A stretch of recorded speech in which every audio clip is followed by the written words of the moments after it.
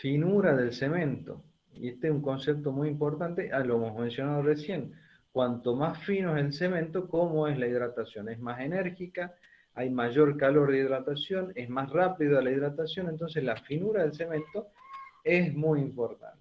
Y la finura se la mide a través de dos maneras. Obviamente viendo el tamaño de partícula, que ya vamos a ver dentro de los requisitos físicos que tiene el cemento, uno de ellos es la finura, es decir, bueno, qué tamaño, la partícula es capaz de pasar a través de cierta abertura de tamiz. Si yo logro garantizar eso, tengo una buena calidad de cemento. Ya vemos por qué, ¿sí? Ya cuando hablemos de los requisitos físicos. Y también la superficie específica, que es otro concepto físico relacionado con la finura. ¿Qué es lo que mide la superficie específica? Superficie específica mide la superficie existente de una partícula por su unidad de masa. La superficie específica mide la superficie de la partícula por unidad de masa. Cuanto mayor es la superficie específica, tengo una partícula que es más chica o es más grande. O sea, lo que es superficie específica es superficie de la partícula, imaginen ustedes, metro cuadrado, por unidad de masa, ¿sí?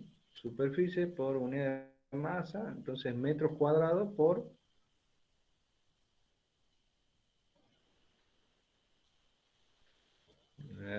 justo la... Ahí está. Metros cuadrados por kilo, eso es superficie específica. Entonces, si... Vamos a llamar así, superficie específica. Si la partícula es más chica, ¿la superficie específica es mayor o menor? Menor, profe. Mayor. A ver, menor ¿por qué? Mayor ¿por qué? ¿Cómo han llegado a ese razonamiento?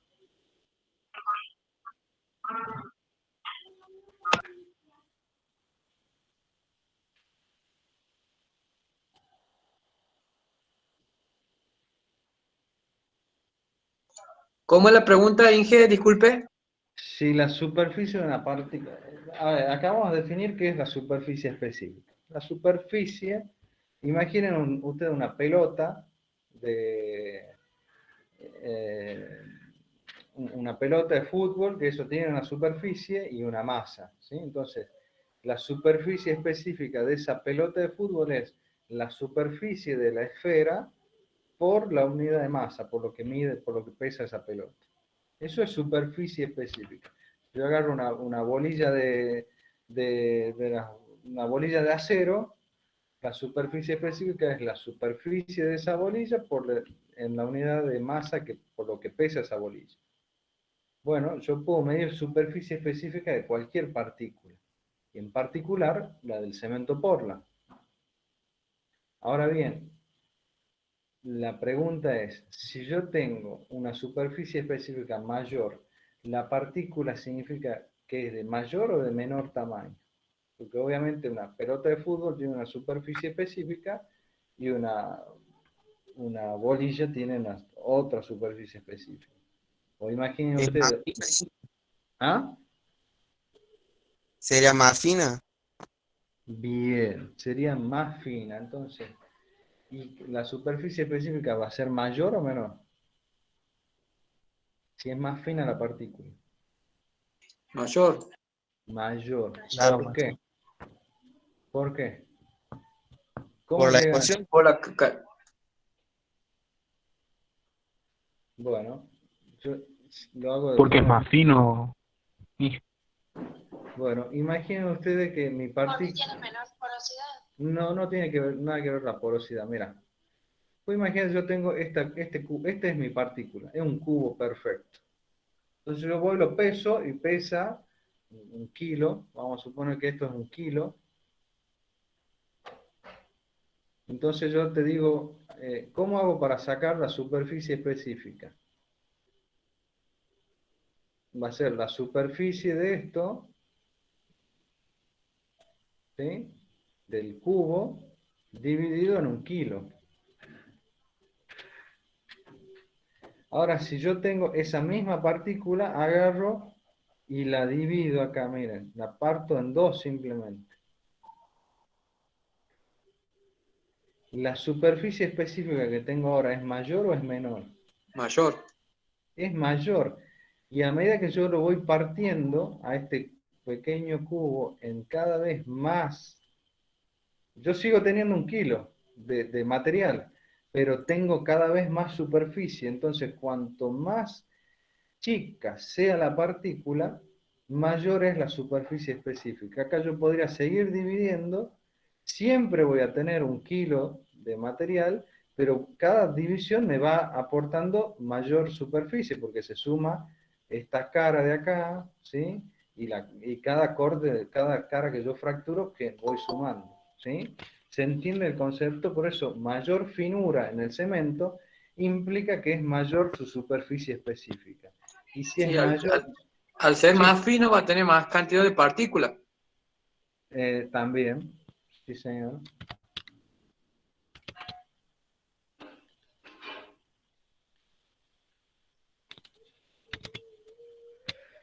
Entonces, y si es mayor la superficie específica, mayor es el grado de hidratación, más se hidrata esa pasta, ¿sí? Más se hidrata esa pasta. Bueno, ¿qué más tenemos? La mayor finura del cemento me va a dar mayor resistencia a edades tempranas, por lo que acabamos de decir, se hidrata más rápido, entonces tengo mayor componentes hidratados de forma más temprana, ¿sí? Mayor finura del cemento me va a dar una mayor demanda de agua. Y eso tiene que ver porque si es más pequeña la partícula, si yo tengo cada vez partículas más pequeñas y yo tengo que incorporar agua para que el agua envuelva esas partículas, cuanto más fina sea la partícula, necesito ir incorporando cada vez más agua para lubricar lubricar entre una partícula y otra. Entonces, obviamente, es más fino, me va a pedir más agua la pasta de cemento para lubricar cada vez más superficie que tengo que lubricar. ¿Sí? Y reduce exudación, ya vamos a ver qué es lo que es exudación, ¿sí? Pero ya lo vamos a ver. También, mayor finura, ¿qué va a tener? Mayor costo de molienda. Un cemento con una finura, si yo lo quiero llevar al doble de esa finura, obviamente necesito gastar en energía de molienda, costo de molienda, etc. Mayor deformación volumétrica, bueno, porque esa partícula reacciona más enérgicamente, es más inestable desde el punto de vista de las deformaciones, y menor periodo de almacenamiento. Esto tiene que ver con el almacenamiento del cemento. ¿Por qué? Porque se hidrata muy fácilmente, entonces un poco de cambio de humedad y es tan fino que puede llegar a hidratarse por pequeños cambios de humedad. Entonces, cuanto menos periodo lo tenga almacenado el cemento y lo ocupe, es más beneficioso. Por un tema de conservar la calidad de ese cemento. ¿Sí? ¿Alguna pregunta hasta acá?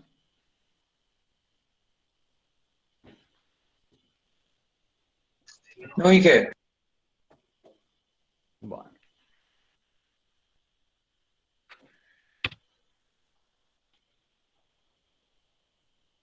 Relación agua-cemento. Bueno. Relación agua-cemento. Eso nosotros hemos dicho, la relación agua-cemento es la relación en masa de la cantidad de agua y la cantidad de cemento que tiene una determinada pasta. Si yo pongo 500 gramos eh, si pongo 150 gramos de agua y pongo 300 gramos de cemento, esa pasta tiene una relación agua-cemento 0,5. ¿Sí? Ese parámetro es un parámetro que va a caracterizar la calidad de la pasta y vamos a ver después la calidad del hormigón. Pero bueno, yo mezclo agua y cemento. Mezclo agua y cemento en distintas proporciones y eso me da la relación agua-cemento. Acá lo que estamos viendo es lo siguiente. Yo tengo acá en el eje de las abscisas, tengo distintas relaciones agua-cemento. Distinta relación agua-cemento. Es decir, distintas proporciones de la cantidad de agua con la cantidad de cemento. Vamos a arrancar desde lo más alto. Yo tengo una relación agua-cemento 0,7. Entonces tengo agua, hay parte que se hidrata, obviamente, que son estos productos sólidos de la hidratación, parte que queda contenida como agua de gel, ¿sí? Agua de gel, es como que lograra separar y tengo los productos hidratados, el agua de gel que es parte de lo que rodea la partícula, y hay, o que queda dentro de ese cemento, y hay parte que se va acá, que es la parte celeste, que son los poros capilares. Como dije, hay exceso de agua, esa agua tiene que evaporarse por alguna forma, y lo va a hacer a través de capilares. Entonces, si yo tengo una relación agua-cemento 0,7, tengo los productos de hidratación, el agua de gel y el agua que se evapora. Esto es lo que se termina evaporando. Entonces, tengo un volumen de capilares mucho mayor que si fuera la relación agua-cemento 0,6, porque si uso el mismo cemento, la misma agua, etcétera, de vuelta yo tengo productos de hidratación, el agua de gel, y parte del agua que me está sobrando se va a evaporar, y esa evaporación lo va a hacer generando capilares, pero como tengo menos agua que el caso anterior, los capilares son cada vez menores. Entonces, y lo mismo pasa con la relación agua-cemento de 0,5, el mismo razonamiento. ¿Qué es lo que va pasando acá? Tengo los componentes hidratados exactamente lo mismo, pero estos capilares que se van generando me van a generar esa pérdida de resistencia, porque obviamente a mayor relación agua-cemento, mayor son los capilares que tengo, ¿sí? Mayor son los capilares, y esos capilares no absorben absolutamente nada de resistencia. Hay un límite acá que depende de cada cemento en particular, que está alrededor de 0,4, 0,42, 0,38, 0 de relación agua-cemento, que es la mínima cantidad. Es decir, si yo agarrara una partícula de cemento, agarrara el cemento y lo pudiera dividir en todo, separar partícula por partícula, y yo dijera, bueno, necesito para que se hidrate ese cemento, necesito una película de agua que lo envuelva a la partícula. Entonces, si yo lograra sumar la cantidad de agua necesaria para envolver cada una de las partículas de cemento para generar la hidratación, yo necesitaría aproximadamente de lo que pongo de agua, un 0,40%, perdón, lo que pongo de cemento, un 40%, un 38%. Es decir, que no me haría falta más agua en mi hormigón. Yo debería decir, bueno, pongo en mi hormigón la cantidad de agua justa para hidratar el cemento y listo, me aseguro que se hidrate el cemento.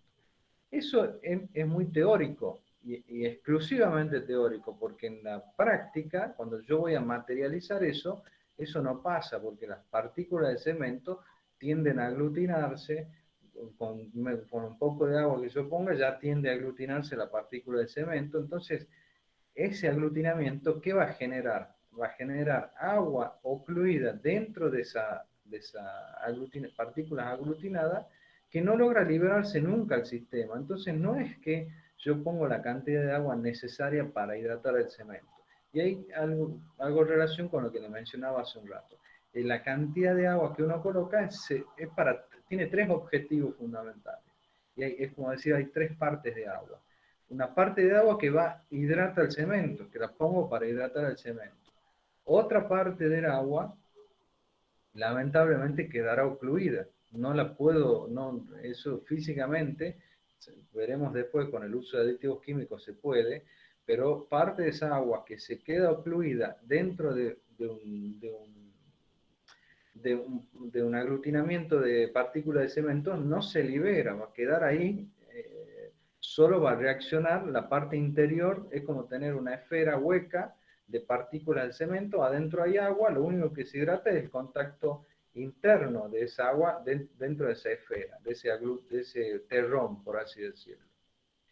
Y hay parte del agua que yo le pongo a la mezcla para darle docilidad, darle trabajabilidad. Mi hormigón tiene que ser trabajable, es decir, que lo pueda elaborar, transportar, colocar con cierta facilidad. Entonces, parte del agua hidrata el cemento, parte del agua queda inutilizada y gran parte del agua también va para darle trabajabilidad a mi hormigón, yo lo pueda manipular al hormigón. Entonces, esa cantidad de agua exclusiva que yo necesitaría para hidratar el cemento es lógicamente teórica. Y eso se ve en este gráfico cuando yo digo, bueno, yo necesito 0,42, es lo mínimo que necesito para hidratar el cemento. Entonces digo, bueno, le pongo menos, ¿qué pasa? Voy a tener, cuanto hemos dicho recién en esta parte, hemos dicho, cuanto menos agua le pongo menos agua aporta a la relación agua-cemento, tengo más resistencia. Entonces, yo puedo bajar indiscriminadamente esa relación agua-cemento para aumentar la resistencia, y la respuesta es no. Teóricamente sí, porque se cumple la ley, pero en la realidad no pasa eso. ¿Por qué? Porque empieza a aparecer esta parte verde que es cemento sin hidratar.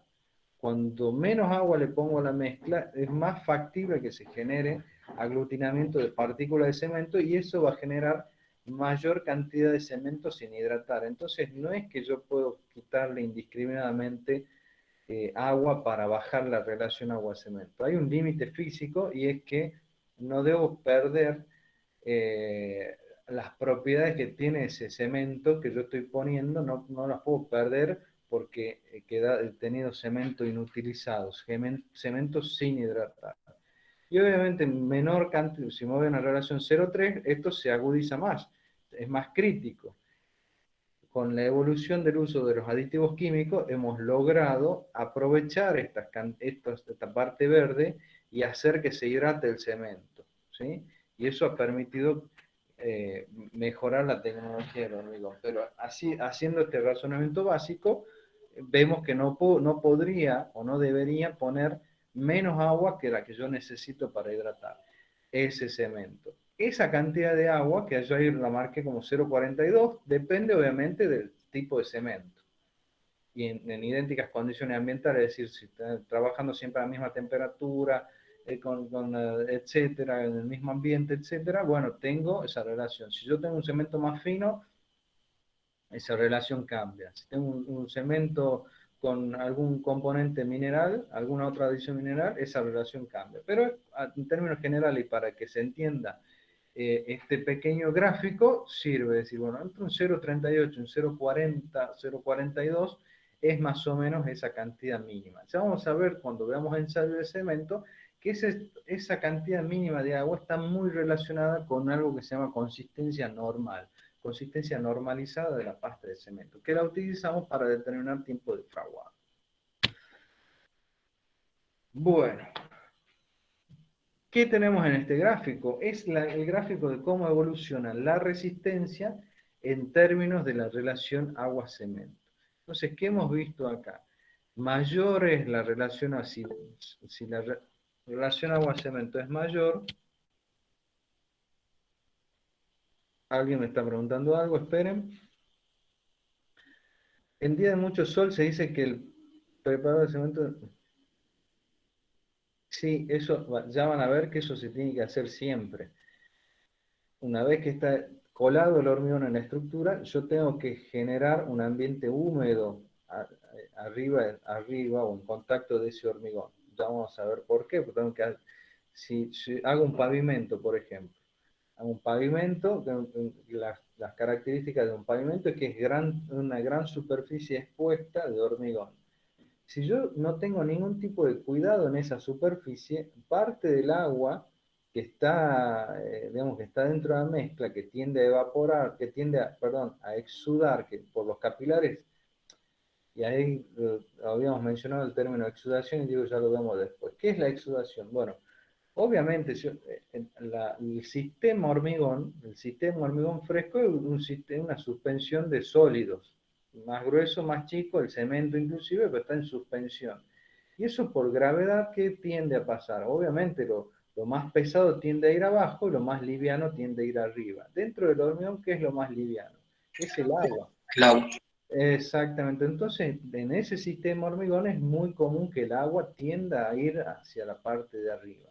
Esa tendencia del agua a ir hacia la parte de arriba es lo que dentro del paquete de hormigón, es lo que se llama exudación. El agua exuda, tiende a subir por gravedad. Esa agua ¿qué pasa cuando esa agua exudada se evapora? Bueno, cuando la velocidad de evaporación del agua es mayor que la velocidad de exudación, me va a generar tensiones de tracción en la superficie que tienden a fisurar el elemento si es que tiene algún tipo de restricción. Entonces, en pavimento se ve muy común, sobre todo en Santiago, en Tucumán, que no tienen ningún tipo de cuidado a la hora de hacer un pavimento en cuanto al hormigonado, y te hacen un pavimento a las 2 de la tarde en pleno diciembre como si nada. Ese pavimento tiene grandes riesgos de fisuración,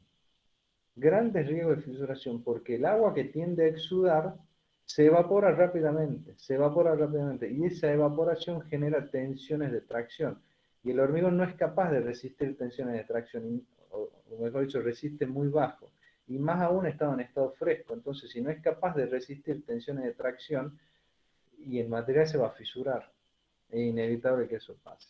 Lo he visto eso, Inge. Hace Bueno, 2 semanas lo he visto yo aquí, estaban haciendo una pavimentación en una calle aquí en la municipalidad de La Banda. Y bueno, le echaban la culpa que el hormigón era de mala calidad, como lo Bruno lo mandaba. Pero no era así, Inge, sí se veía a la vista nomás de cómo estaba colocado también. No, el lugar tampoco no lo habían preparado como corresponde. Yo trabajo en la municipalidad de La Banda y estoy en la parte de obras públicas. Y bien. el que se encargaba de poner el hormigón ahí en la obra no tiene ni idea de lo que hace. No, sí, pasa acá también, pasa en todos lados. Lamentablemente es así, y siempre la culpa la tiene el hormigón, porque hay, no lo dije yo en la clase inicial, pero hay no quiero ser grosero, pero hay alguien en el universo que dijo el hormigón es un material muy noble.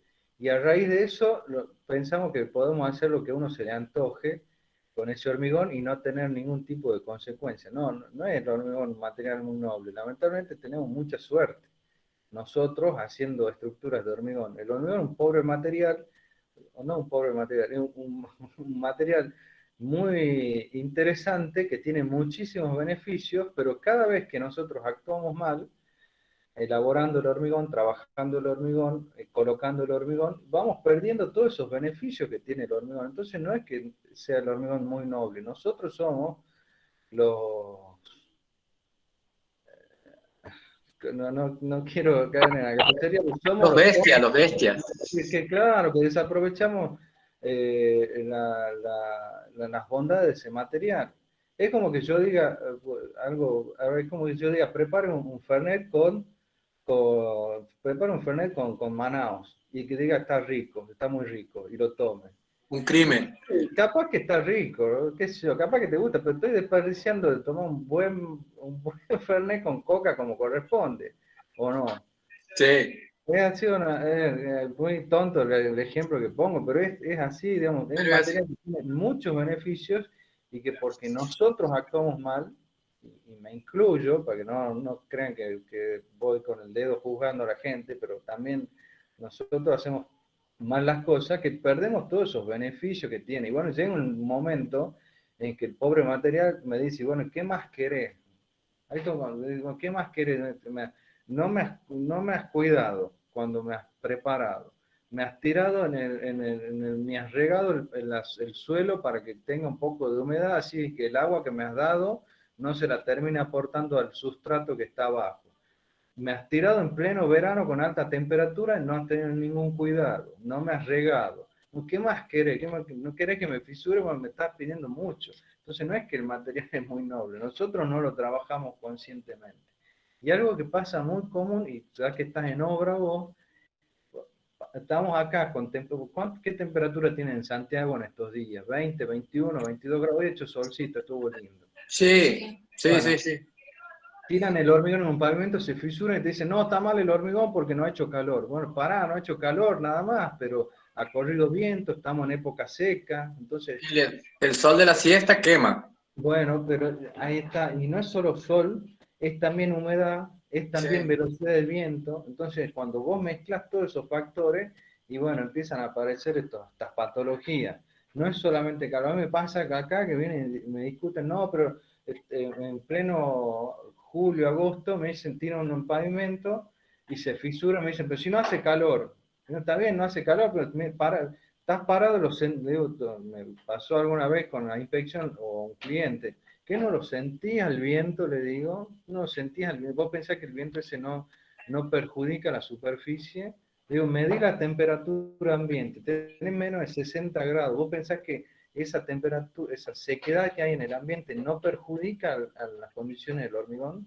Bueno, eso es muy común en obra, entonces no es solo alta temperatura, es velocidad del viento, es humedad ambiente, es cómo lo manipulo al hormigón, cómo lo trabajo, qué recaudo tengo con ese hormigón. Entonces, Bueno, eh, esto y para que... hay que ver también quién lo manipula, Inge, porque aquí, por ejemplo, yo le digo la verdad, aquí hay gente que manipula hormigón y no sabe ni siquiera qué hacer un ensayo, hacer una probeta o hacer el ensayo de asentamiento de cono de Abraham. Y sí, Primero, principal, el que le atrae del hormigón, bueno, le he dicho, bueno, si no crees que la resistencia que yo te estoy trayendo es la que ustedes me han pedido, entonces hacer probeta y ensayar a la compresión, le he dicho. sí. Y el que recibe el hormigón y lo estaba colando el hormigón, no le sabe qué decir porque no sabe ni qué, parece que le habló en chino básico. Claro, ¿qué tengo que hacer? Claro. Claro, pues, bueno, y esto me sucede, Inge, que en la obra el que recibe o el que está encargado supuestamente de colar el Sí. hormigón, no, no es alguien que sabe o tiene por lo menos un concepto básico de cómo se lo va a tratar. Sí, sí, sí. Es común, no pasa. Lamentablemente es así. La mano de obra que tenemos en este país es muy, es de muy mala calidad. Y Hay, si les hay, dices bien, se enojan. sí, va, sí, Ven y sí, hazlo vos, te dicen encima. sí, sí. Lamentablemente, eso es algo que va a lidiar siempre. Ah, sí. Hay gente que trabaja muy bien, yo las respeto mucho y es muy, digamos, cuando digo es muy mala calidad la mano de obra, no significa que todos sean así, hay gente que trabaja Claro. muy en serio, pero la mayoría, la inmensa mayoría con la que uno se va a cruzar en su vida profesional, eh, no trabajan mal. Y lo peor no es solo el hecho de que trabajen mal, porque que trabajes mal lo podés aprender. Como si vos no sabés Claro. hacer probeta, bueno, vení a enseñarme. Lo peor que puede haber es que no tengan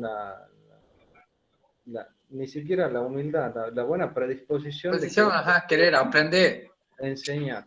Entonces eso es lo peor que nos puede pasar y uno que anda con este tipo de problemas, porque generalmente a uno lo llaman cuando hay problemas, nunca lo llaman para decir qué bien que ha salido el hormigón, siempre lo llaman cuando hay problemas y bueno, piden demasiado para el hormigón y piden que no se fisure y que Sí. te lo entreguen a horario y que esté en la consistencia que ellos te piden tantas cosas pero ellos no ponen nada.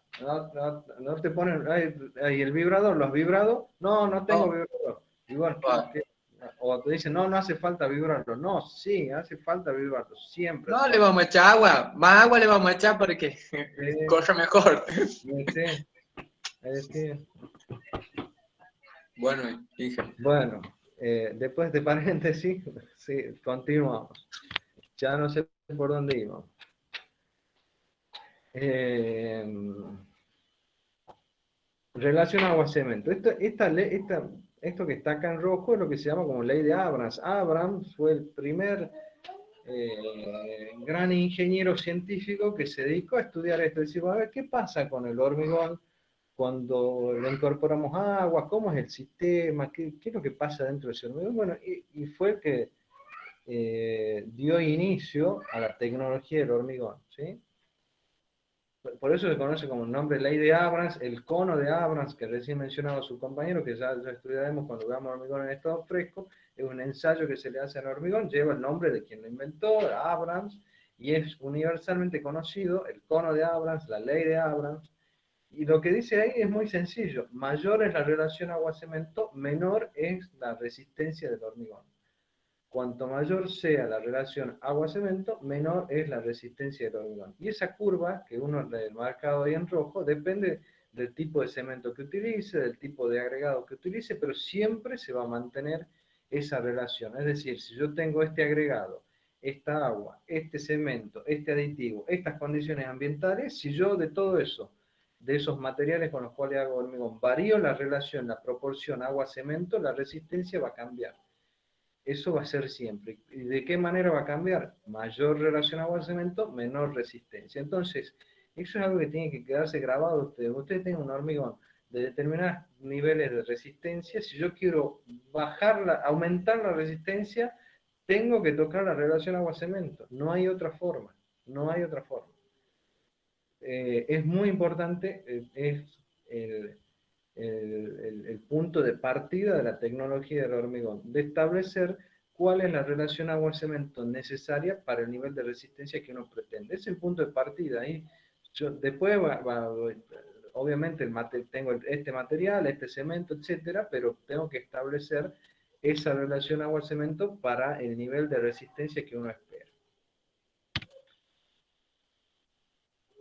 Bueno, y obviamente, relacionando los tres gráficos, si yo tengo mayor relación agua-cemento, me voy generando mayores capilares, mayor cantidad de capilares. Si tengo mayor cantidad de capilares, la resistencia es cada vez menor, y es lo que vemos en esta gráfica. ¿Y qué es lo que tenemos acá? Bueno, la porosidad del material. Mayor relación agua-cemento, mayor es la porosidad que tiene el material, porque tiene mayor presencia de capilares. Ahí tengo relacionados los tres gráficos, ¿sí? ¿Alguna pregunta?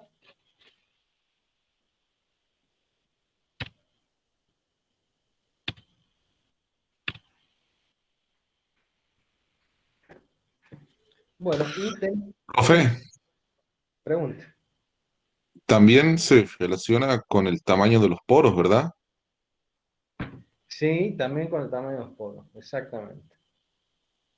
Y ahí cuando hablamos de porosidad, eso es medir, ahí estamos viendo una porosidad total, ¿sí? Pero obviamente poros más grandes, y no solo que sean poros más grandes, poros interconectados tienen comportamientos distintos en el material, ¿sí? Pues ya veremos en alguna situación que uno intencionalmente le incorpora aire al hormigón, burbujas de aire, y eso tiene un beneficio, a costa de perder algo de resistencia, pero tiene un beneficio desde el punto de vista de durabilidad. Entonces, no es solo ahí en el gráfico que veíamos recién es una porosidad total, ¿sí? Pero cuando uno tiene poros de cierto tamaño y poros que están o no interconectados, el comportamiento del hormigón puede ser distinto.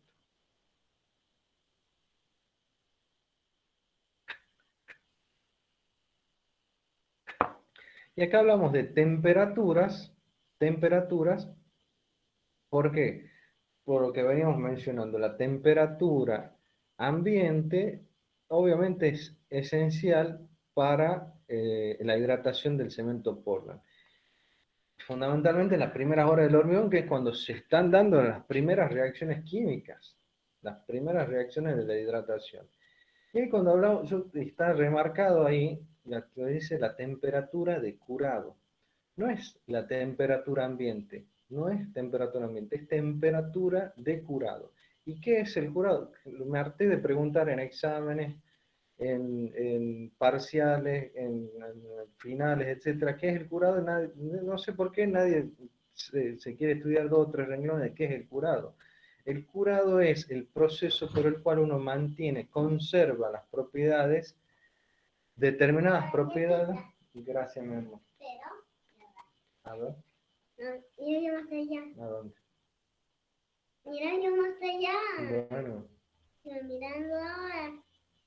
¿Ya está? Ahora. Ah, qué bonito. Bueno. Papá, sacala. Ya después la saco. Termino y la saco. ¿Sí? No. Hacer así. No sale. No voy a usar. Picar. Bueno, ya vamos a volver. El curado es el proceso que uno lo hace intencionalmente, tiene que hacer el proceso de curado, que es conservar ciertas condiciones de humedad y temperatura para evitar que el agua que uno pone en el hormigón se evapore. Yo pongo agua en el hormigón dentro de la mezcla, ¿se acuerdan por qué ponía agua? Para que hidrate el cemento, parte que no se hidrata, no quedará ocluida, y parte para que le dé docilidad, trabajabilidad a la mezcla. Yo la pueda mezclar, ese hormigón lo pueda trasladar, colocar, compactar, etc.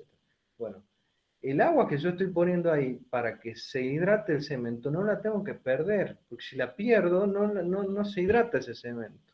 Y si no se hidrata el cemento no tengo resistencia. Entonces, si yo tiro un hormigón y no cuido que el agua que está dentro se pueda evaporar, se vaya a evaporar, perdón, que no se evapore, y bueno, estoy haciendo un perjuicio en ese hormigón. Ese curado es el proceso por el cual uno cuida ese hormigón, protege ese hormigón, de tal manera que el agua que uno ha puesto en la mezcla se conserve dentro de la mezcla para la hidratación del cemento. ¿Cómo tengo que hacer? ¿Cómo voy a conservar el agua dentro de la mezcla? Y bueno, generando un ambiente totalmente saturado de humedad que evite que se evapore agua. Si yo tengo, imaginen ustedes, es como agarrar un vaso con agua y es como ponerle arriba un papel film de eso que de cocina. Si yo le coloco un papel film, no se va a evaporar el agua que está dentro de ese vaso. Bueno, el curado es eso, es generar ese film, entre comillas, para que el agua que está dentro no se evapore. Bueno, tiene que haber ciertas condiciones de humedad y de temperatura que van a hacer que el agua se conserve dentro, o la humedad de la mezcla se conserve dentro de ese hormigón. ¿Cuáles son las condiciones de curado? Bueno, generalmente se satura de agua, hay veces que si se llena, si se hace un pavimento, hay productos químicos que son películas que no me sale el nombre. Bueno, se hace como una aspersión de un producto químico que genera una pequeña película polimérica que hace que se evite el agua, que se evapore el agua. O hay veces que se la suma el agua a la estructura, si supongamos una viga, por ejemplo, estoy llenando, bueno, se la tapa la viga con algún arpilla, algún trapo húmedo, o si se la llena un poquito menos del molde para después inundar eso con 2-3 milímetros de agua para que el agua que está dentro, esa película, esa simple película de agua hace que evita que se evapore el agua del interior. Ese proceso de curado es importante en la estructura, en toda estructura que ustedes hagan. Cuanto más expuesta es la estructura al medio ambiente, más cuidados tengo que tener con el curado. Si la superficie expuesta de la estructura es muy pequeña, y bueno, es poco lo que se puede llegar a evaporar, pero en un pavimento es crítica la situación. Eso es el curado de la estructura. Y por otro lado está el curado normalizado. Todo que sea en esta materia, cuando ustedes hablen de algo, escuchen o hablemos de algo normalizado, significa que está contemplado por alguna norma. Eso significa norma. Cuando dice, hagamos un curado normal, no es normal, no viene de la cotidianidad, viene de que está normado, que hay una norma de ensayo que dice cómo tiene que ser el curado. Y el curado normalizado es un curado de laboratorio. Cuando yo hago pruebas de mi hormigón para evaluar la resistencia que va a tener el hormigón, hago pruebas y las llevo a un proceso de curado normal, curado normalizado, que me dice, usted tiene que mantener ese hormigón hasta la edad de ensayo en una humedad del 95% y 21 grados de temperatura en ese ambiente. Mientras yo tenga esa situación, estoy generando un curado normal.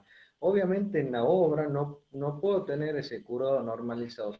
Son dos cosas distintas, pero el concepto y la finalidad es lo mismo. ¿Por qué son distintas? Porque el ambiente es distinto. En el laboratorio, si yo moldeo 10 probetas que estoy haciendo pruebas, es muy fácil conservar la humedad al 90% con la temperatura de 21 grados.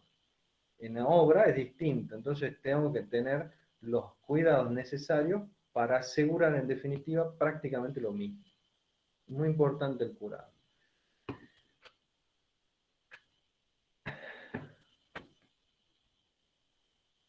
Y vamos a los efectos de aditivos químicos en cuanto al fraguado. A ver, estamos viendo el desarrollo de la estructura de la pasta.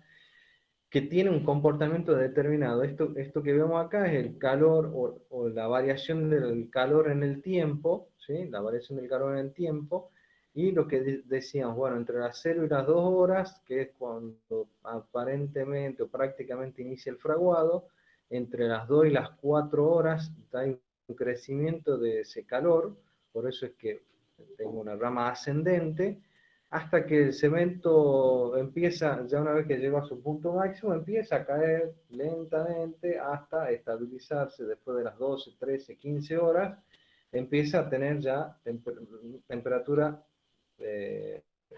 más cerca de la temperatura ambiente. Acá, entre las 2 y las 4 horas, es donde se da el inicio de fraguado, ¿sí? Y desde el inicio de fraguado hasta la máxima liberación de calor, yo tengo fraguado del cemento Portland. Ese fraguado, el inicio de fraguado, yo lo puedo manejar con el uso de aditivos químicos, lo puedo manejar. ¿Cómo lo puedo manejar? Lo puedo acelerar, que significa adelantar el fraguado, o lo puedo retardar al inicio del fraguado según las necesidades. ¿Cuándo se puede dar esto? Bueno, cuando yo tengo un hormigón que está, vamos a suponer que la planta de hormigón está a 2 horas de distancia de la obra, y encima tengo que un llenado complejo, entonces no es que llegue el hormigón y lo descargo el camión directamente, es muy complejo, me va a demorar entre 2 o 3 horas desocupar ese camión, digamos, vaciar ese hormigón, colar ese hormigón, entonces yo ya tengo 2 horas de traslado, más 2 horas de colocación, son 4 horas, si estamos a 30, 35 grados, bueno, estoy con el fraguado ahí pisándome la espalda, estoy corriendo mucho riesgo. ¿Cuál es el riesgo de que se inicie el fraguado y yo tenga el hormigón, todavía no lo haya colocado? Dos cosas, o que pueda fraguar adentro del camión moto hormigonero, que es el que traslada el hormigón, lo cual es un dolor de cabeza. Y lo otro que puede pasar es que, bueno, como empezó el fraguado, bueno, empecemos a agregarle agua para ablandarlo, porque a medida que inicia el fraguado se va rigidizando la mezcla. Entonces se va haciendo cada vez más dura, más rígida. Entonces, como es cada vez más dura, bueno, agregarle agua para ablandarlo, para que lo pueda trabajar. Y ese agregar agua, ¿qué estoy haciendo? ¿Qué estoy tirando por el piso?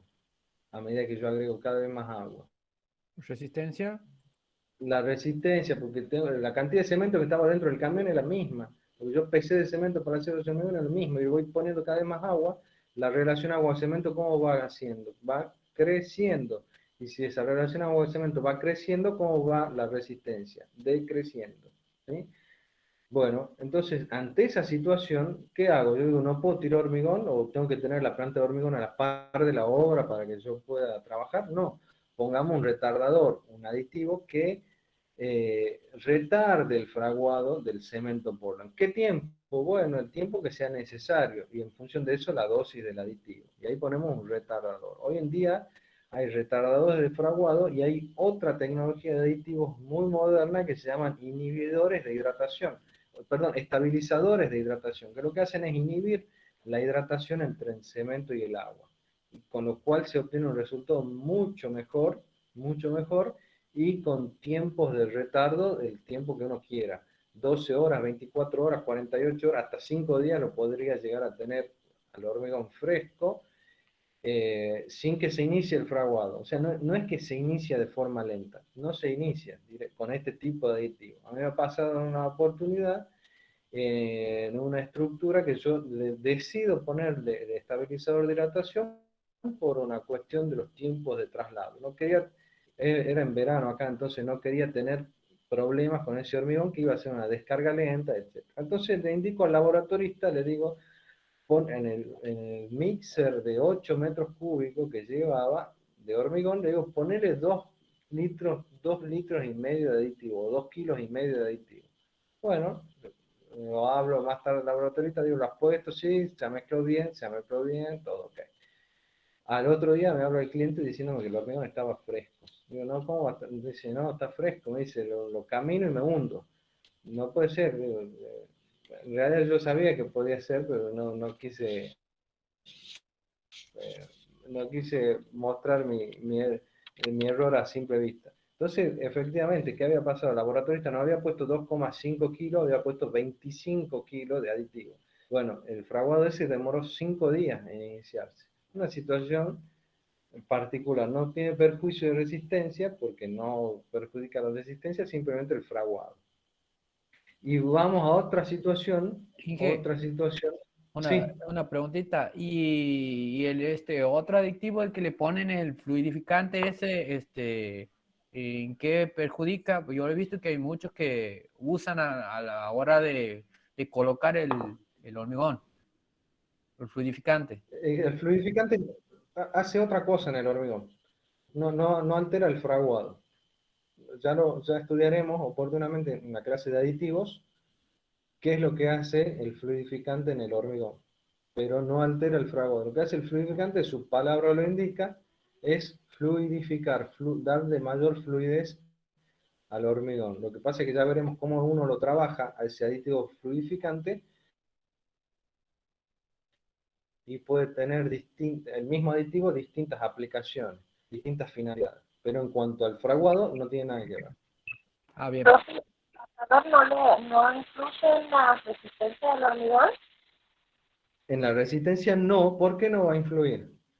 En el caso del aditivo retardador, ¿por qué no va a influir en resistencia?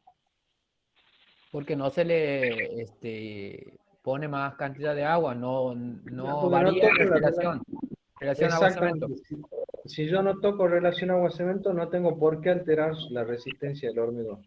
Sí se va a modificar el fraguado, el inicio del fraguado va a estar más fresco, el hormigón va a estar más tiempo en el estado fresco o menos tiempo en el estado fresco, pero la resistencia no. La resistencia es quién es responsable de la resistencia al margen de los materiales componentes, de la dosificación, etcétera, pero fundamentalmente la relación agua-cemento. Bien. Y ese es un caso que no necesite retardar. ¿Cuándo voy a necesitar acelerar? Cuando yo diga necesito liberar estructura de forma temprana. Yo hago una hormigonada y necesito que la estructura por lo menos resista su peso propio al otro día o a los 2 días. Bueno, voy a usar un acelerador, un acelerante del fraguado, algo que se endurece. Son dos cosas distintas, un acelerante de fraguado y un acelerante de resistencia. El acelerante de resistencia funciona también como acelerante de fraguado, pero no viceversa. El acelerante de fraguado no, no es un acelerador de resistencia. Depende de la tecnología del aditivo, una y otra situación. Pero lo que hago ahí es acortar el tiempo por una necesidad o porque vamos a suponer una planta de elementos premoldeados que fabrican elementos premoldeados, fabrican postes o fabrican tribunas o fabrican tablones de hormigón. Entonces, claro, yo moldeo hoy y al otro día, no es que puedo, si yo tengo que vender, supongo tengo que fabricar 10.000 postes para hacer un cercado olímpico, no es que necesito tener 10.000 moldes. Entonces yo digo, bueno, no, trabajo con estos 20 moldes que tengo acá, le pongo un acelerante al hormigón, entonces al otro día lo puedo liberar al molde ese, desmoldo la pieza y vuelvo a ocupar el mismo molde. Esa es una situación en la cual una vez se utiliza un acelerante. ¿Sí? Inge, Diga. ¿qué químico es el que juega ahí en el aditivo para que acelere o retarde? Ah, bueno, ¿y quién es el que controla el fraguado del hormigón? De los componentes potenciales. ¿El Por eso aluminato? el aluminato. Entonces va directamente, el aditivo va y trabaja en el aluminato. Entonces, la composición química del aditivo hace que vaya a trabajar o con el aluminato o con el yeso. Ese es el acelerador de fraguado. El acelerador de resistencia, ¿a quién va a ir con quién va a ir a trabajar? Si yo necesito no más fraguado temprano, sino resistencia. Me va a dar obviamente más fraguado, porque va a rigidizar el hormigón, pero si yo necesito aumentar la resistencia temprana, ¿con quién va a ir a trabajar ese aditivo? De los 4 componentes potenciales.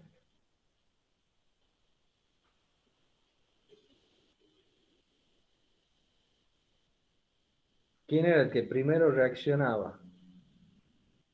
en términos de resistencia, no de fraguado. El fraguado es el aluminato. Entonces yo digo, quiero adelantar o atrasar el fraguado, el aditivo seguramente está confeccionado de tal manera que va y reacciona con el aluminato tricálcico. Ahora yo quiero aumentar la resistencia.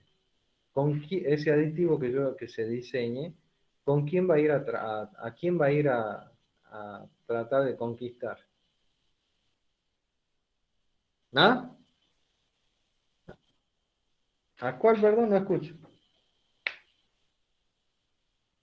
¿Y cuál de los dos en particular? Hay dos silicatos. El tricálcico, ese. Entonces, si yo quiero aumentar resistencia temprana, el aditivo estará formulado de tal manera que trabaje con el silicato tricálcico. Y así es como se confeccionan los aditivos, ¿sí?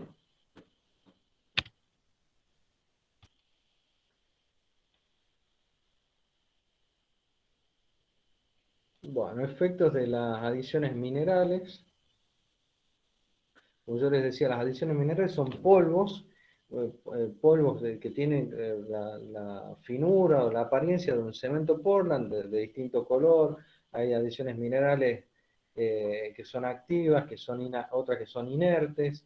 Hay cenizas volcánicas,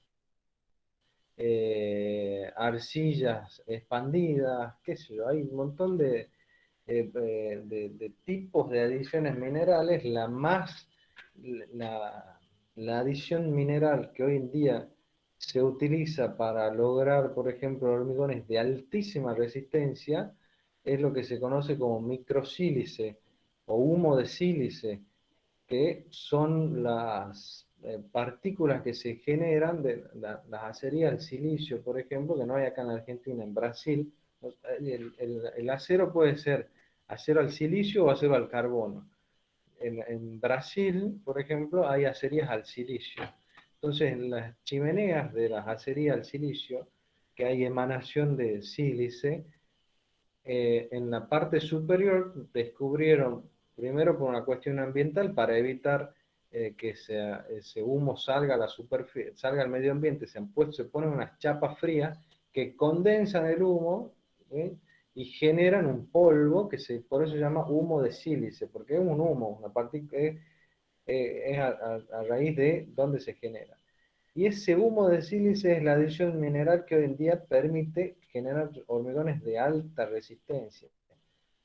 100 megapascales, 150 megapascales, 200 megapascales. Bueno, ese humo de sílice tiene, para que se den una idea, el cemento tiene una superficie específica de 350 metros cuadrados por kilo. 350 metros cuadrados por kilo.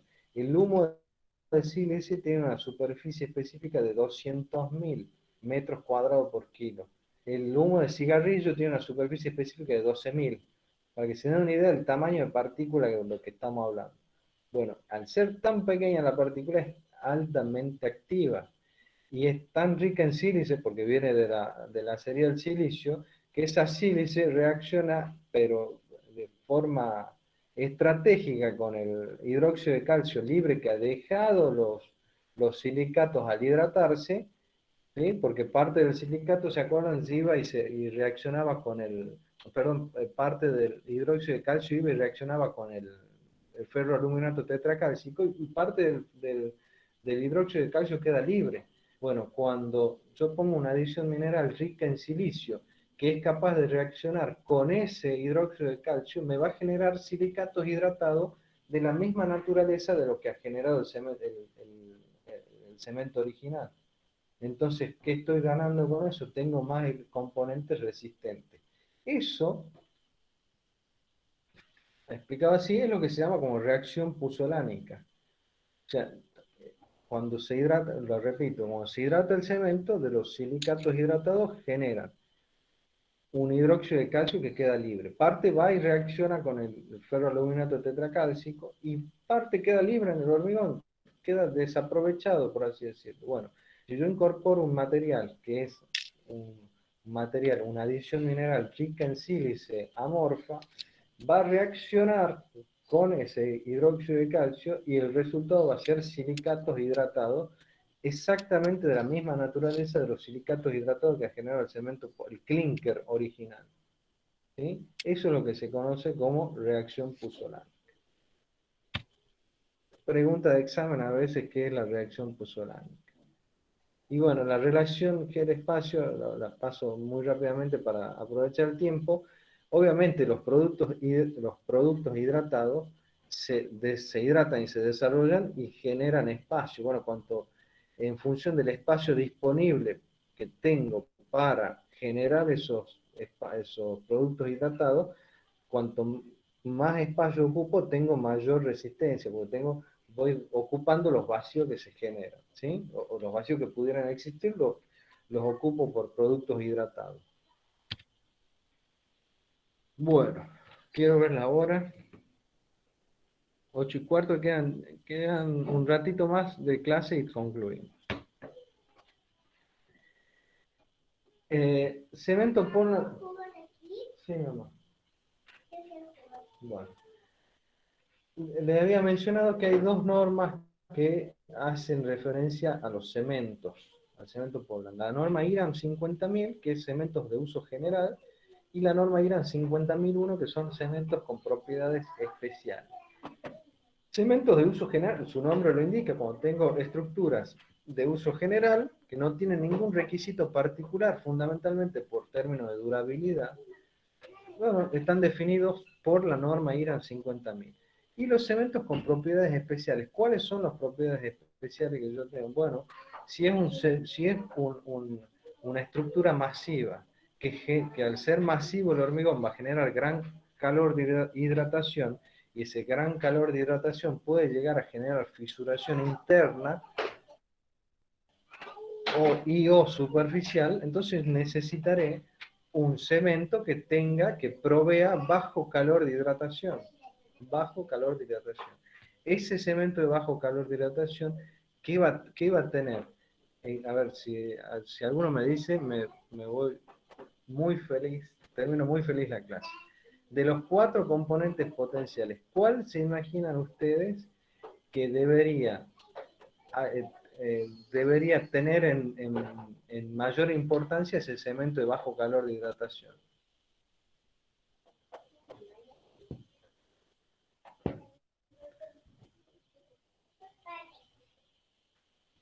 Acordo a la pregunta. ¿Puede volver a formular la pregunta? Bueno, yo quiero hacer un cemento que me genere bajo calor de hidratación. Se llama así, cemento BCH, de bajo calor de hidratación. Bueno, soy fabricante de cemento y digo, con mi materia prima, quiero ver si puedo hacer un cemento de bajo calor de hidratación. ¿Qué es lo que debería retocar del cemento para que esa hidratación del cemento me genere un bajo calor de hidratación?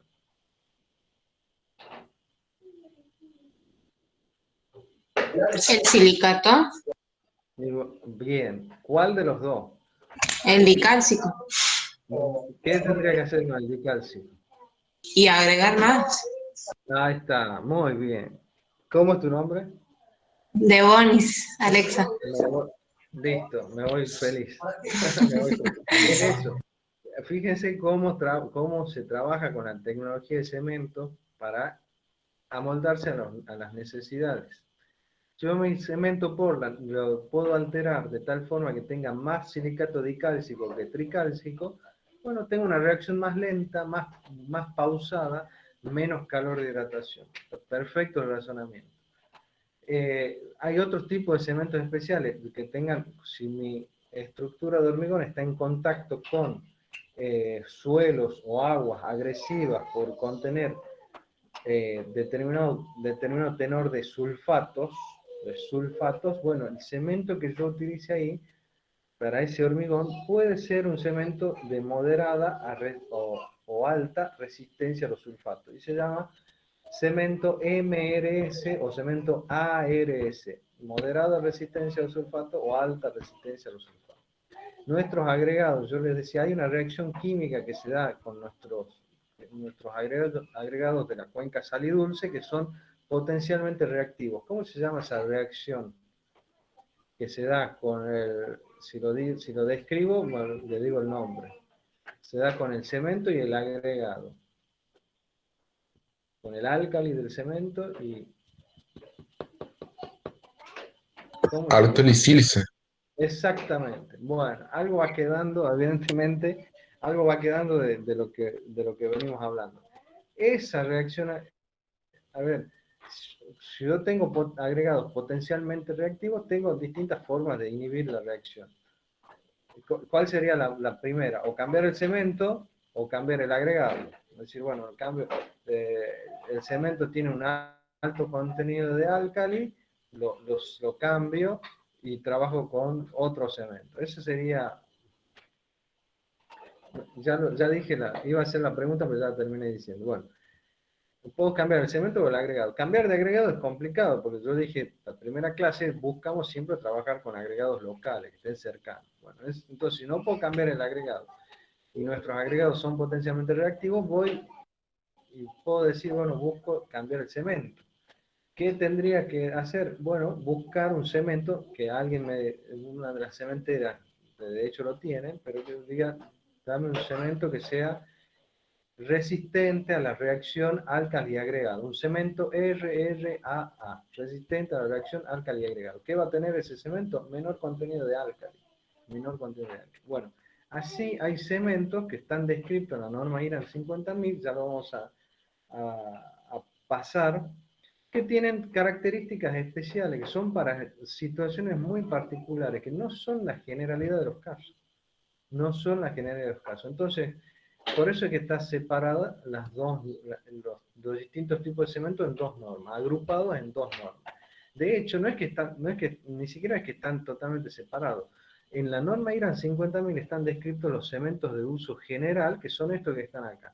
Cemento Portland normal, cemento Portland con filler, cemento Portland con escoria, lo estoy leyendo acá, ¿no? Cemento Portland con filler, cemento Portland con escoria, cemento Portland puzolánico. Hasta ahí, ahí es muy fácil, para que lo entendamos bien. El cemento Portland normal, ¿qué es? Fíjense qué es. Está identificado, estas siglas son, cuando vayan a un corralón, por favor les pido, tomen o entren en alguna, en el ICI, algunos de estos que venden materiales de construcción, o se acercan a un corralón, pasan, fíjense en la bolsa de cemento, ¿qué es lo que dice? Y ahí se van a encontrar con estas siglas que dice CPN o CPF y acompañado de un número que ahora vemos de qué se trata. Pero eso está identificado en el cemento. CPN significa cemento Portland normal. ¿Cómo está compuesto ese cemento Portland normal? Bueno, es prácticamente clinker más yeso. Y algunos componentes minoritarios, algunos componentes secundarios que está presente en todo cemento, obviamente. Compuestos propios del producto de la fabricación que no son importantes. Pero fíjense que el cemento Portland normal es eso, clinker más yeso, el que hemos visto del producto de fabricación. Ahora bien, cuando se reemplaza parte del clinker por filler calcáreo o escoria o puzzolana,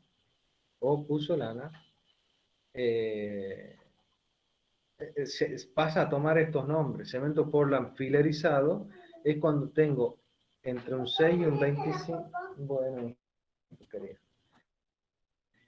entre un 6 y un 25% de filler calcáreo. Si tengo un 6 y un 35% de escoria, estamos hablando de un cemento Portland con escoria. Y un cemento Portland puzolánico, entre un 15 y un 50% de puzzolana. Bueno, ahí estoy clasificando. Ahí estoy sacando clinker y poniendo una adición mineral. Filler calcáreo, escoria de alto horno o puzzolana. ¿Sí? Ahí tengo del cemento Portland normal, he derivado 3 cementos de uso general. Y después tengo el cemento Portland compuesto. ¿Qué es el cemento Portland compuesto? Es cuando tengo más de 2 adiciones. Cuando tengo 2 o 3 adiciones. ¿Qué se debe cumplir esto? Si yo tengo la suma entre filler, escoria y puzzolana está entre un 6 y un 35%, y además la cantidad de filler está menos del 35%, tengo clasificado un cemento Portland compuesto. Tengo CPC. Si ustedes van al corralón y alguna de estas, seguro que es. Si es loma negra, seguramente es un cemento Portland compuesto. Si es de Holcim, la bolsa de cemento, o es filerizado, o es puzolánico, o es compuesto. ¿Sí? Acérquense y lo van a ver. Y por último tenemos el cemento de alto horno, que se utiliza ceniza de alto horno, que es el cemento que más reemplaza clinker, más reemplazo de clinker tiene. Fíjense, entre un 36 y un 75% se reemplaza por escoria de alto horno, y eso me da el cemento de alto horno, un cemento medio azulado. A ver, cuando ustedes moldean una probeta con cemento de alto horno, la rompen, es característico, se lo ve al hormigón, un azul oscuro, como un azul oscuro, y más cuando se lo rompe. Bueno, pero es porque tiene una gran cantidad de ceniza de alto horno. Este cemento lo era en la planta de Frías. Creo que hace ya 1 o 2 años que no está fabricando ese cemento de alto horno. 2 años seguro.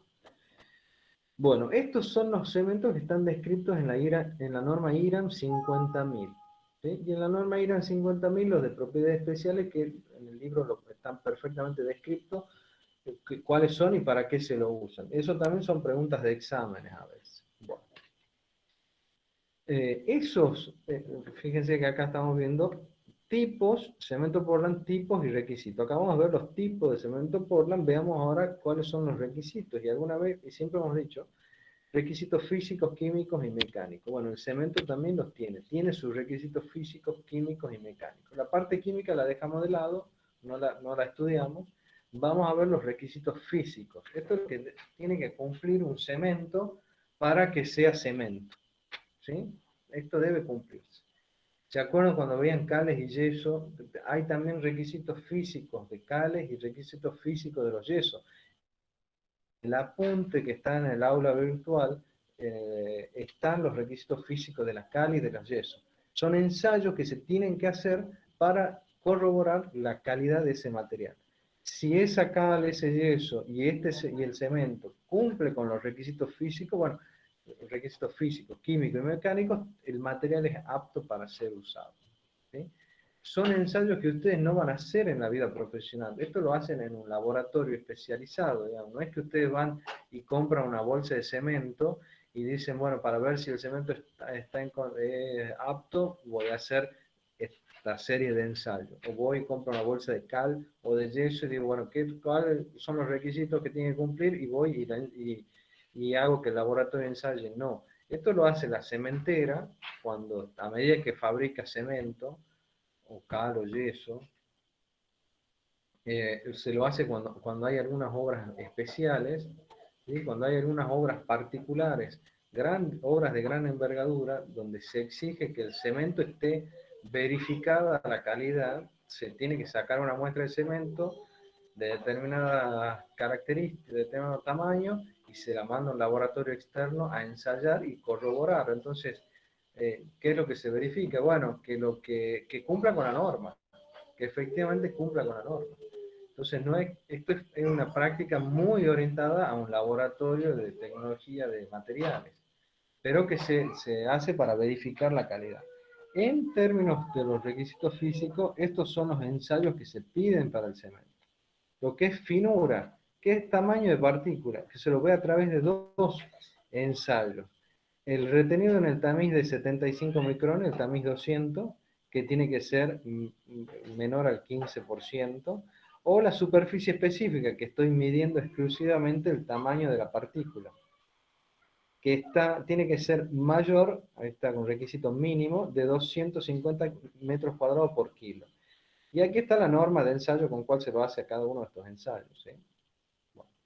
Constancia de volumen. La constancia de volumen es, a ver, el cemento es una pasta que tiende a cambiar su volumen por la hidratación. Hay distintos tipos de cambios de volumen. Hay un cambio de volumen por secado, que es decir, el secado, el fraguado de ese hormigón. Hay un cambio de volumen que se llama autógeno, una contracción autógena, que es el cambio de volumen de los componentes potenciales. O sea, los silicatos se hidratan y se cambian de volumen, y el aluminante igual, entonces esa es la contracción autógena. Entonces lo que se evalúa es la variabilidad volumétrica, la estabilidad volumétrica de ese cemento que estamos estudiando. El tiempo de fraguado es otra medición que se hace. Y fíjense que acá la norma pide el tiempo inicial de fraguado, o sea, el fraguado tiene que iniciarse según el tipo de cemento a los 75 minutos, después de los 75 minutos, después de los 60, después de los 45 minutos. Esto acá está esta identificación está relacionada con los requisitos mecánicos que tiene el cemento, porque el cemento Portland recién lo hemos clasificado en función de sus componentes, si es normal, pusolánico, filerizado, compuesto, o si es un cemento especial, etcétera, etcétera, pero también está categorizado en función de la resistencia propia que tiene el cemento. Y hablamos de un CP30, CP40 o CP50. Cualquiera de estos cementos que hemos visto acá, cualquiera de estos que están acá, van acompañados de un número. Por eso les digo, vayan a un corralón y vean en una bolsa de cemento qué es lo que dice esa bolsa. Y se van a encontrar con estas tres letras, CPF, por ejemplo, 40, CPN 30. Bueno, ahí está diciendo la característica del cemento, qué es lo que tiene en cuanto a si tiene alguna adición mineral y qué nivel de resistencia tiene ese cemento. No es el hormigón, estamos hablando del cemento, es la categoría del cemento. Es como tener, perdón el ejemplo que me voy a poner, pero es como tener cervezas con distintas graduaciones alcohólicas. ¿Es cerveza? Sí, tengo tres cervezas, las tres son cervezas, pero una tiene un 5%, la otra tiene un 3% y la otra tiene un 1% de graduación alcohólica. La IPA es fuerte, Inge. ¿Cómo? La IPA es fuerte. Bueno, esto es lo mismo, es decir, yo tengo cementos de distintas calidad de resistencia. Y estos son los tres parámetros que figuran acá. Entonces, acá estoy haciendo una caracterización física, finura, la constancia de volumen, etc. Y esta es una caracterización mecánica. CP30, 40 o 50 son los niveles de resistencia que tiene el cemento. La diferencia entre CP30 y CP50 está dado por la finura, y no es más que eso. Cuanto más fino es, más reactivo, más resistencia se obtiene de ese cemento. Pero como es más reactivo, es más violenta la reacción, el fraguado se inicia antes. Por eso es razonable que un CP30 inicie su fraguado después de los 75 minutos y un CP50, que es más enérgica la reacción, inicia el fraguado después de los 45 minutos. ¿Sí? La norma IRAM 50.000 no hace, antiguamente hacía requisitos de fin de fraguado, hoy por hoy no lo hace, no tiene ninguna restricción en cuanto al fin de fraguado. Que finalice cuando finalice, no importa. A pesar de que por costumbre, aún así se lo sigue registrando el fin de fraguado, pero no es un requisito de norma. ¿Sí? Bueno, contracción por secado, otra vez, es un cambio de volumen por el secado del hormigón. Cambio de volumen por el secado del hormigón.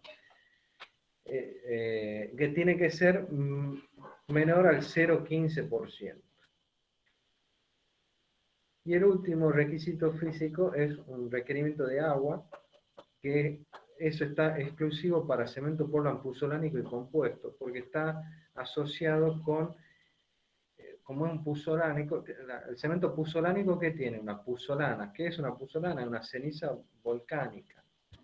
Viene del nombre porque en Italia, en la isla de Pozzuoli, se utilizaban las cenizas volcánicas, que son ricas en sílice, se las utilizaba, se descubrió que se podía utilizar para incorporarle al hormigón.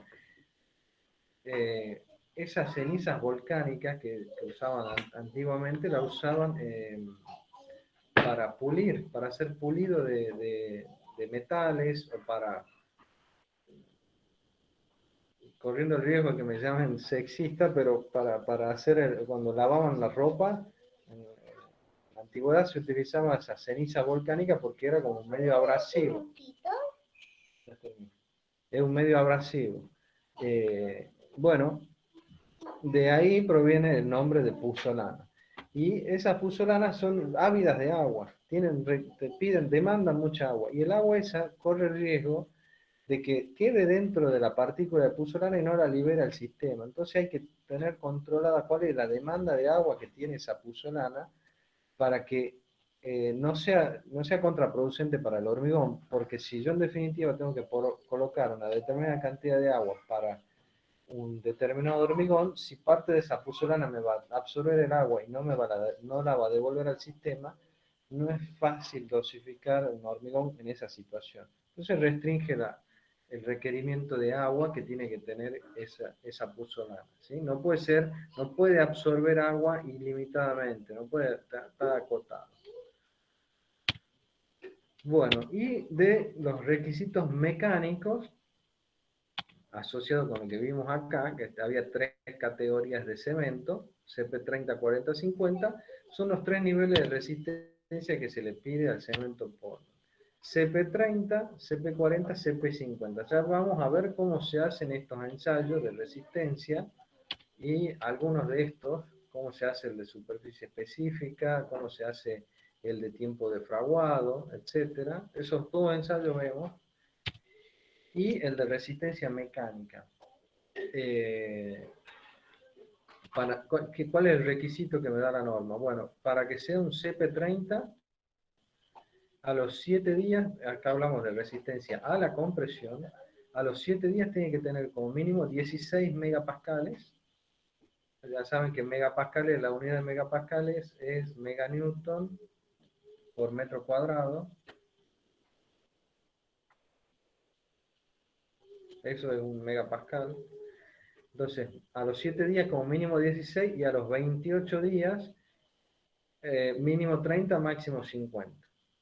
Si yo ensayo mi hormigón y a los 7 días, perdón, no hormigón, ensayo mi cemento, que se lo ensaya de una forma particular.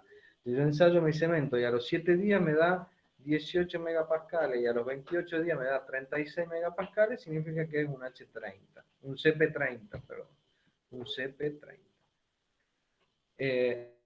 Un CP40 yo lo tengo que ensayar a 2 días y es razonable porque como es más fino el CP40 que el 30, tengo reacciones de hidratación antes, entonces por eso ensayo a los 2 días. Entonces si a los 2 días mínimo de 10 y a los 28 días entre 40 y 60 megapascales. Y un CP50 estoy ensayando, vuelvo a decir, ensayo cemento, no ensayo hormigón. ¿Sí? Estamos ensayando cemento que se lo ensaya de una forma particular. El requerimiento es mínimo 20 y a los 28 días como mínimo 50 megapascales. ¿Alguna pregunta?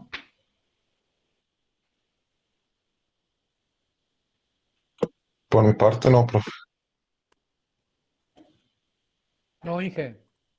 Bueno, cortemos acá, ya justo ahí terminamos la clase, ya